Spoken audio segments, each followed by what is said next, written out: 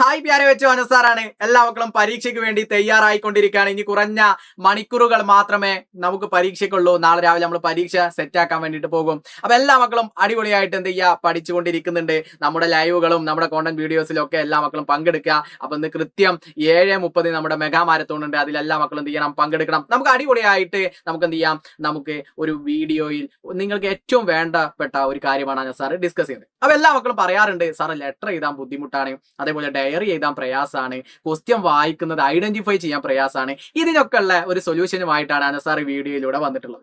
അപ്പൊ അങ്ങനെ ഒരുപാട് മക്കൾ പറഞ്ഞ് മെസ്സേജ് അയക്കാറുണ്ടായിരുന്നു. അപ്പൊ അവർക്കൊക്കെ വേണ്ടിയിട്ട് ഒരു വീഡിയോ അനസാർ ചെയ്യാമെന്ന് വിചാരിച്ചു. അപ്പൊ ആ വീഡിയോ ആയിട്ടാണ് അനസാർ വന്നിട്ടുള്ളത്. എല്ലാ മക്കളും ശ്രദ്ധിച്ചോ.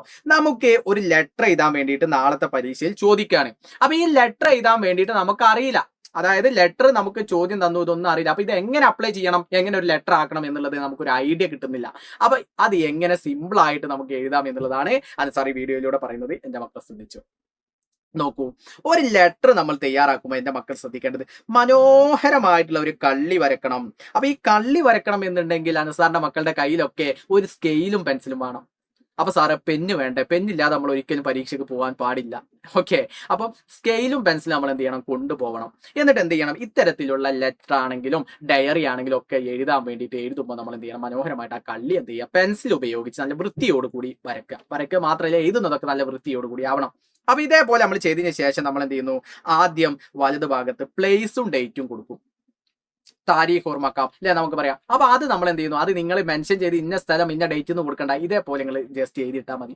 പിന്നെ നിങ്ങൾ ആർക്കാണോ എഴുതുന്നത് അവരെ പ്രിയ, അത് മിത്ര, കൂട്ടുകാരനാണെങ്കിൽ മിത്ര, ഇനി നമുക്ക് മറ്റാർക്കെങ്കിലും ആണെങ്കിൽ മറ്റാരെങ്കിലും പാഠഭാഗം ബേസ് ചെയ്തിട്ട് മറ്റാരുടെയും പേര് നിങ്ങളോട് മെൻഷൻ ചെയ്ത് എടുത്ത് പറയുകയാണെങ്കിൽ ഈ മിത്ര എന്നുള്ളത് ആ ചോദ്യത്തിൽ തന്ന ആളുടെ പേര് നമ്മൾ കൊടുക്കും.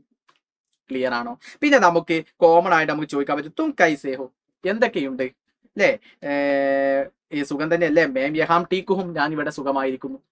എന്നിട്ട് നമുക്ക് ഇങ്ങനെ പറയാം, മേം യഹ് പത്ര ഏക് വിശേഷ് ബാത്ത് ബത്താനെ കെ ലിയെ ലിഖ് രഹാ ഹും, ഞാൻ ഈ കത്ത് എഴുതുന്നത് ഒരു വിശേഷപ്പെട്ട കാര്യം നിങ്ങളോട് പറയാനാണ്, നിങ്ങളോട് സംസാരിക്കാൻ വേണ്ടിയിട്ടാണ് എന്ന് പറഞ്ഞ് കുച്ച് ദിൻ പെഹലെ, കുറച്ച് ദിവസങ്ങൾക്ക് മുമ്പ്. പിന്നെ എന്താണോ കണ്ടന്റ്, ഇപ്പൊ നമ്മളെ പാഠഭാഗവുമായി ബേസ് ചെയ്തിട്ടുള്ള ഒരു കണ്ടന്റ് ആണെന്നുണ്ടെങ്കിൽ അത് നമ്മുടെ ക്വസ്റ്റ്യൻ പേപ്പറിൽ ഉണ്ടാവും. ഇന്ന വിഷയവുമായി ബന്ധപ്പെട്ടിട്ടാണ് കത്ത് എഴുതുന്നത്. ആ സംഭവം നിങ്ങളുടെ ഭാഷയിൽ എന്ത് ചെയ്യുക, കോണ്ടന്റ് ആയിട്ട് ഇവിടെ ഇങ്ങനെ എഴുതി കൊടുക്കുന്നു. അത് ആ ക്വസ്റ്റ്യൻ പേപ്പറിൽ തന്നെ ഉണ്ടാകും. ആ ക്വസ്റ്റ്യൻ പേപ്പറിലുള്ള സംഭവം നിങ്ങൾക്ക് ഐഡന്റിഫൈ ചെയ്ത രീതിയിൽ നിങ്ങൾ എഴുതി കൊടുത്താൽ മതി. ഒന്നും പേടിക്കണ്ട. ഈ ഒരു സംഭവം, ഈ ഒരു ഫോർമാറ്റ് നിങ്ങളുടെ മനസ്സിലുണ്ടെങ്കിൽ എന്ത് ഏറ്റവും ആ ഫോർമാറ്റ് നമ്മൾ ഇവിടെ എഴുതി കൊടുക്കുന്നു. 4 5 വരിയിൽ നമ്മൾ എഴുതി, മാർക്കിനനുസരിച്ച് നമ്മൾ എഴുതി കൊടുക്കുന്നു. അതിനുശേഷം സബ്കോ മേരാ പ്യാർ കഹ്ദേന അല്ലെ എന്നും കൂടി നമ്മൾ എഴുതി കൂട്ടി ചേർത്ത് കഴിഞ്ഞിട്ട് ഏറ്റവും ലാസ്റ്റ് തുമാരാ മിത്ര എന്ന് പറഞ്ഞിട്ട് ഇത് തുമാരാ മിത്ര എന്ന് പറഞ്ഞിട്ട് നെയിം എഴുതി കൊടുക്കുക. നിങ്ങളുടെ പേര് എഴുതുക, നിങ്ങളുടെ പേരിലാണ് നിങ്ങൾ കത്ത് എഴുതുന്നത് എന്നുണ്ടെങ്കിൽ നിങ്ങളുടെ പേര് എഴുതുക. അല്ല മറ്റൊരാൾക്ക് വേണ്ടി മറ്റൊരാളുടെ പേരിലാണ് കത്ത് എഴുതുന്നുണ്ടെങ്കിൽ അവരുടെ പേര് എഴുതി കൊടുക്കുക. മനസ്സിലായില്ലേ? എന്നിട്ട് സേവാമേ അഡ്രസ്സ് കൊടുക്കുന്നത് ഞാൻ പത, ഈ രീതിയിൽ നമ്മൾ കൊടുത്തു കഴിഞ്ഞാൽ എന്തായടാ, ലെറ്ററായി. അപ്പൊ നമുക്ക് അറിയില്ല എന്നുള്ള ഒരു സംഭവം നമ്മൾ ഇവിടെ എന്ത് ചെയ്യാണ്, ഈ ഒരു വീഡിയോയോട് കൂടി നമ്മൾ ഒഴിവാക്കാണ്. സിമ്പിൾ ആയിട്ട് നമുക്ക് എന്ത് ചെയ്യാൻ പറ്റും, ലെറ്റർ എഴുതാൻ പറ്റും. ഏറ്റവും ലളിതമായിട്ട്, അറിയില്ല സാറേ ഹിന്ദി പ്രയാസമാണ് നമുക്ക് പെട്ടെന്ന് കിട്ടൂല, അങ്ങനെയുള്ളതിന് നമുക്ക് പെട്ടെന്ന് എഴുതാൻ കഴിയുന്ന രീതി ഉണ്ടോ എന്ന് ചോദിച്ച എല്ലാ മക്കളും ഇത് പഠിച്ചു വെക്കണം. സിമ്പിൾ ആയിട്ട് ഇത് പഠിച്ച് കാണാതെ പഠിക്കൊന്നും വേണ്ട, സിമ്പിൾ ആയിട്ട് നിങ്ങളുടെ ഓർമ്മയിൽ ഉണ്ടായാൽ മതി. ഡേറ്റും സ്ഥലവും എഴുതണം എന്നുള്ളത് ആദ്യം നമ്മൾ ഐഡന്റിഫൈ ചെയ്യുക. ആരാണോ അഭിസംബോധന ചെയ്യുന്നത് അത് നമ്മുടെ ചോദ്യ പേപ്പറിൽ ഉണ്ടാവും, ആർക്കാണ് എഴുതേണ്ടത് എന്നുള്ളത്. ഏറ്റവും താഴെ നമ്മൾ അഡ്രസ് എഴുതുന്നു, ആ എഴുതുന്ന ആൾ ആരാണോ അവരുടെ ആ ഒരു പേരും കൂടി നമ്മൾ എഴുതി ചേർക്കുന്നു. സിമ്പിൾ ആണ്. Okay, yes. അപ്പൊ ഇതാണ് ഒരു ലെറ്റർ. ഇനി എന്റെ മക്കൾ മനസ്സിലാക്കേണ്ട മറ്റൊന്നാണ്, മോസ്റ്റ് ഇമ്പോർട്ടൻ്റ് ആയിട്ടുള്ള സിമ്പിൾ ഫോർമാറ്റിലുള്ള ഒരു ഡയറി അല്ലെ. ഡയറിയുടെ സിമ്പിൾ ഫോർമാറ്റ് നോക്കൂ. ഇത്തരത്തിലൊരു ഡയറി നമുക്ക് സെറ്റ് ആക്കാം. നമ്മൾ ആദ്യം എന്ത് ചെയ്യുന്നു, ഡേറ്റും അതേപോലെ ദിവസം കൊടുക്കുന്നു. നമ്മൾ ഒരു ദിവസത്തെ ഡയറി ആണല്ലോ എഴുതുക. അപ്പൊ ഇന്നത്തെ ദിവസം ആണെങ്കിൽ ഇന്ന് രാത്രി ഞാൻ ആ ഡയറി എഴുതുന്നു. അപ്പൊ നിങ്ങൾ ഒരു ഡയറി എഴുതുമ്പോൾ ആജ് കാ ദിൻ ഖുശി കാ ദിൻ ഥാ. അപ്പൊ നമുക്ക് മനസ്സിലാക്കാം, നമ്മൾ ഡയറി എഴുതുമ്പോൾ ഒന്നെങ്കിൽ എന്താകും, സന്തോഷമായിരിക്കും അല്ലെങ്കിൽ ദുഃഖമായിരിക്കും. അപ്പൊ സന്തോഷമാണെങ്കിൽ എന്റെ മക്കൾ ചെയ്യേണ്ടത് ആജ് കാ ദിൻ ഖുശി കാ ദിൻ ഥാ എന്ന് എഴുതുന്നു. ഇനി ദുഃഖമാണെങ്കിൽ ആജി കാ ദിൻ ദുഃഖ് കാ ദിൻ ദാ എന്നാക്കി എഴുതുന്നു.